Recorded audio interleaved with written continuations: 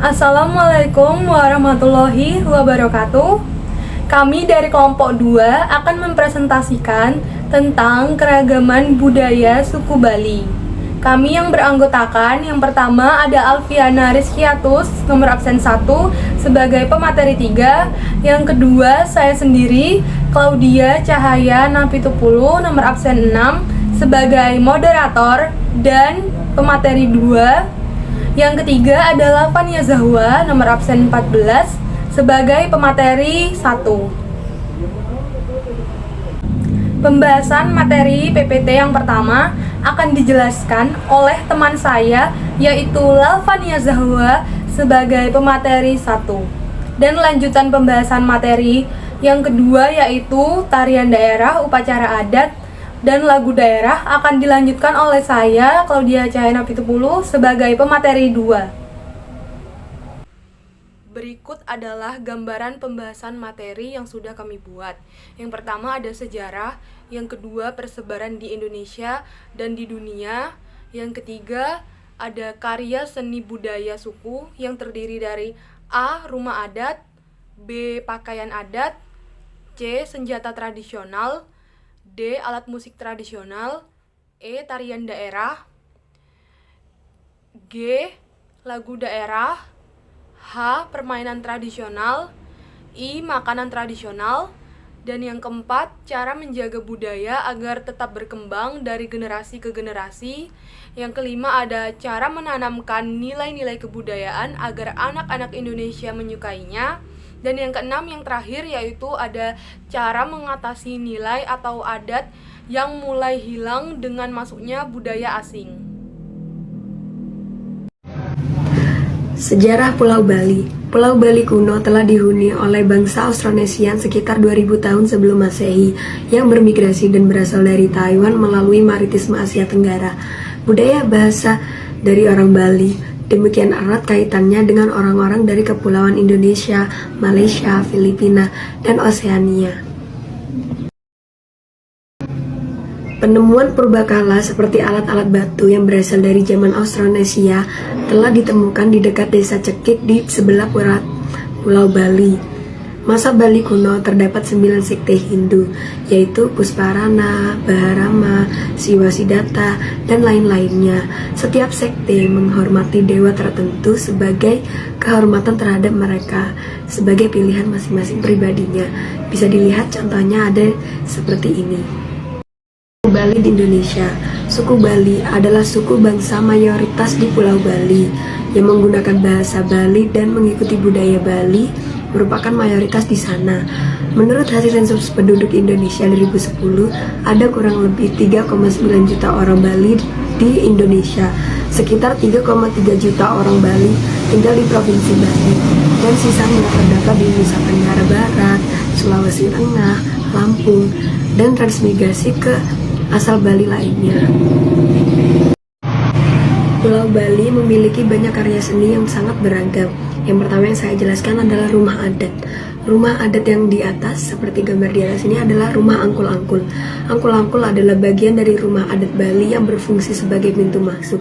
Bangunannya mirip dengan gapura dan ditempatkan di bagian depan rumah. Ciri khas angkul-angkul adalah bagian atapnya yang diukir-ukir dengan indah.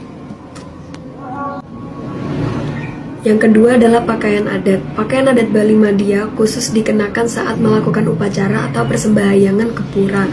Pada pria dan wanita, baju adat Bali Madya memiliki arti dan filosofi yang berbeda. Secara umum, busana ini mengemban konsep tapak dara atau swastika. Penjabarannya sebagai berikut. Nah, leher kepala disebut Dewa Angga, pusar ke leher disebut Manusa Angga, bawah pusar ke laki disebut Buta Angga. Kaum pria menggunakan kemben, kampuh, dan umpal bermotif keemasan, sama seperti perempuan. Kepalanya juga dihias, tapi menggunakan hiasan destar atau udeng yang terbuat dari kain khas Bali. Untuk melengkapi penampilannya dengan payas agung, para pria Bali membawa sebuah keris yang dihias batu mulia. Senjata Bali. Di sini saya akan menjelaskan dua senjata, yaitu keris Bali dan kandik Bali.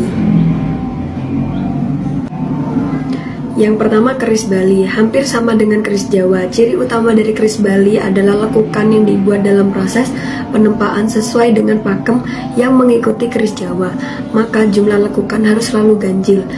Pembuat keris beranggapan jika keris sempurna adalah keris yang selalu berjumlah ganjil karena memiliki filosofi tertentu.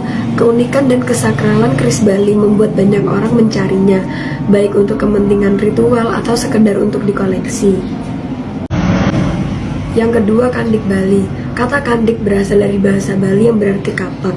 Senjata ini berbentuk kapak, tetapi bagian pegangannya lebih panjang dari senjata kapak.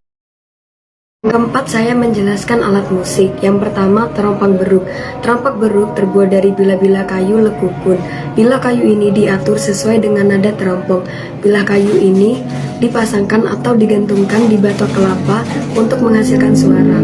Terompang beruk dipakai untuk mengiringi tarian sakral dan biasanya dipasangkan dengan gamelan. Alat musik gamelan dibuat dari bila kayu seperti bangsa, curik, riong, juglak, dan kemplung. Alat musik ini berkembang di desa Bunutan, Kecamatan Abang. Yang kedua, tambur. Tambur adalah alat musik tradisional Bali berbentuk gendang berukuran besar. Pemakaian tambur dilengkapi dengan kempur atau gong besar. Keduanya lalu dipukul secara bergiliran sesuai waktu. Ketika tambur dan gong dipukul menghasilkan suara seperti duk dan pur. Alat musik ini berkembang di masa kerajaan Karangsam. Ketika itu, tambur digunakan sebagai peranda perang kerajaan Karangsam untuk memperluas wilayah. Baik, terima kasih kepada Lavania Zahwa sebagai pemateri 1. Materi selanjutnya akan dijelaskan oleh saya, Claudia Cahayana Pitupulu, sebagai pemateri 2. Tarian daerah. Tari Panji Semirang menceritakan tentang seorang putri yang bernama Putri Galuh Chandra Kirana yang mengembara menyamar sebagai Raden Panji untuk menghibur kesedihannya sepeninggal suaminya. Ciri khas tarian ini adalah penari wanita yang menyamar sebagai laki-laki dengan membelalakkan matanya lebar-lebar, bak seorang yang sedang marah. Dibumbui senyuman, namun tetap dengan mata yang galak. Terdapat perubahan mimik di beberapa gerakan sambil tersenyum. Legong Kraton. Legong Kraton termasuk tari klasik yang menceritakan kisah zaman dahulu, seperti cerita Prabu Lasem yang diperankan 3 wanita muda. Salah satu penari berperan sebagai condong dan lainnya menjadi legon. Upacara adat. Upacara mepandes, potong gigi, dalam bahasa Bali mepandes, mesangi, atau metatah, adalah upacara keagamaan Hindu Bali bila seorang anak sudah beranjak dewasa dan diartikan juga pembayaran hutang oleh orang tua ke anaknya karena sudah bisa menghilangkan ke-6 sifat buruk dari diri manusia. Upacara ini termasuk apa yang disebut dengan istilah upacara manusia yatnya. Ritual yang dilakukan pada saat potong gigi adalah mengikis 6 gigi bagian atas yang berbentuk taring. Tujuan dari upacara ini untuk mengurangi sifat buruk. Metatah dilakukan bersamaan dengan pelaksanaan upacara ngaben, pernikahan, dan ngeresi, serta dilakukan pada hari-hari tertentu saja atau satripu yang bersangkutan.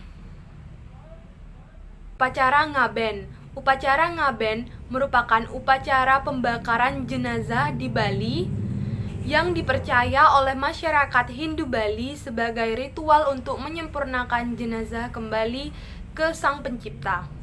Upacara ngaben terbagi menjadi 3 jenis, yaitu ngaben Sawa Wedana, ngaben Asti Wedana, dan swasta. Upacara ngaben Sawa Wedana dilakukan setelah jenazah diawetkan sebelum waktu ritual pembakaran berlangsung. Sementara itu, ngaben Asti Wedana dilakukan setelah jenazah dikubur terlebih dahulu. Terakhir, Upacara swasta dilakukan bagi penduduk Bali yang meninggal di luar daerah atau yang jasadnya tidak ditemukan. G. Lagu daerah. 1. Macepat-cepatan. Lagu daerah Bali Macepat-cepatan mempunyai makna yang bercerita kalau masyarakat Bali adalah orang yang sigap, cepat, dan tanggap dalam mengambil tindakan. 2. Meang-meong. Lagu daerah Bali meang-meong berhubungan dengan hewan kucing. Dalam lagu tersebut diceritakan kucing sedang berusaha menangkap tikus. Yang ketiga, lagu Putri Cenang Ayu. Lagu Putri Cenang Ayu memiliki makna sebagai orang tua kita harus memberikan kebebasan pada anak agar menemukan jati dirinya. Yang keempat, lagu Ratu Anom. Lagu daerah Bali Ratu Anom mempunyai makna agar kita selalu percaya diri menjalani kehidupan. Ini saya Alfianus Gatus Syafaat sebagai pemateri 3 atau pemateri terakhir yang akan menjelaskan tentang karakteristik suku Bali. Yang ke-8 adalah permainan. Permainan yang akan kami jelaskan adalah magoak-goakan dan meong-meongan. Magoak-goakan ini dimainkan oleh 7 orang atau lebih. 6 orang membuat barisan dan saling berpegangan pada pundak. 1 orang lagi berperan sebagai goa atau burung gagak. Tugasnya untuk menangkap pemain di barisan paling akhir, sedangkan pemain paling depan berusaha menghalang-halangi goa untuk menangkap temannya yang ada di barisan terakhir. Meong-meongan. Meong merupakan bahasa Bali yang memiliki arti kucing. Permainan ini dimainkan oleh sekelompok anak. 1 orang menjadi kucing, 1 orang lagi menjadi bikul atau tikus, dan sisanya membuat lingkaran. Anak yang menjadi meong harus berada di luar lingkaran, sedangkan yang menjadi bikul akan ada di dalam lingkaran. Selama bermain, mereka akan menyanyikan lagu anak-anak berbahasa Bali atau gending rare yang berjudul meong-meong. Begitu sampai pada lirik juk-juk menjuk-jukul juk menjukul, yang menjadi meong harus berusaha menangkap anak yang menjadi bikul. Meong nantinya akan dihalang-halangi oleh anak-anak yang membuat lingkaran. Yang ke-9 adalah makanan tradisional. Di sini, di PPT yang kami jelaskan hanya menjelaskan tentang nasi jinggo dan kue laklak. Kita memilih nasi jinggo karena dalam nasi jinggo disajikan dengan sate lilit, yang dimana sate lilit juga termasuk makanan tradisional Bali, daging, mie, sambat goreng, dan tentu saja sambal sebagai pelengkapnya. Lihat gambar di samping. Jika dilihat sekilas, mungkin akan mirip seperti nasi kucing, tetapi rasanya lebih gurih dan lebih pedas. Kue laklak. Kue laklak atau yang biasa disebut jaji laklak ini adalah kue mungil yang berbentuk lingkaran yang berdiameter 3 cm dan memiliki rasa yang legit atau manis. Sangat pas sebagai teman duduk di saat pagi atau sore hari. Yang keempat, menjaga kebudayaan. Seperti gambar di samping, cara menjaga kebudayaan adalah yang pertama, memperhatikan dan mempelajari budaya daerah. Contohnya dengan mempelajari tarian dan juga alat musik daerah sekitarmu. Yang kedua, menggunakan pakaian adat sesuai dengan acara-acara tertentu seperti acara Kartini dan Hari Pahlawan. Yang ketiga, mempelajari dan memakai bahasa daerah di lingkungan keluarga. Seperti jika berada di daerah Jawa, maka menggunakan bahasa Jawa. Yang keempat, mengadakan dan turut serta dalam kegiatan lomba atau pentas seni di daerah sekitar. Yang kelima, tidak menjelek-jelekan atau menghina suku dan ras bangsa lain. Yang keenam, menghormati adat istiadat daerah lain. Dan yang terakhir atau yang ketujuh, senantiasa untuk mau mengenal adat istiadat dari berbagai budaya suku yang ada di Indonesia. Yang kelima, menanamkan nilai kebudayaan agar anak-anak di Indonesia mencintainya. Seperti gambar di samping adalah salah satu cara untuk menanamkan nilai kebudayaan supaya anak-anak suka dan ingin mempelajari secara menyeluruh tentang budaya-budaya di Indonesia. Yang gambar di samping anak menari, dan yang gambar di sampingnya lagi seorang guru memperkenalkan Hari Pahlawan agar anak-anak muridnya mau menggunakan baju tradisional atau daerah sekitarnya. Cara lain untuk menanamkannya adalah menjadi teladan yang baik dan memperkenalkan lagu-lagu Nusantara. Yang keenam, mengatasi nilai kebudayaan yang sudah pudar akibat budaya asing. Yang pertama, masyarakat perlu berperan aktif dalam pelestarian budaya daerah masing-masing dan budaya bangsa pada umumnya. Untuk para usaha media massa perlu mengadakan seleksi terhadap berbagai berita, hiburan, dan informasi yang diberikan agar tidak menimbulkan pergeseran tradisi dan budaya. Yang ketiga, masyarakat harus berhati-hati dalam meniru atau menerima kebudayaan baru, sehingga pengaruh globalisasi dari negara kita tidak terlalu terpengaruh. Yang keempat, marilah kita jaga dan kita lestarikan budaya nenek moyang kita, jangan sampai punah. Sekian dari saya, akan saya kembalikan kepada narator. Terima kasih. Terima kasih kepada Alfiana Rizkiatus sebagai pemateri 3. Terima kasih juga kepada para pemateri. Sekian presentasi materi dari kelompok kami. Kami mohon maaf apabila ada salah kata maupun tindakan. Kurang lebihnya mohon maaf. Sekian dari kelompok kami. Terima kasih.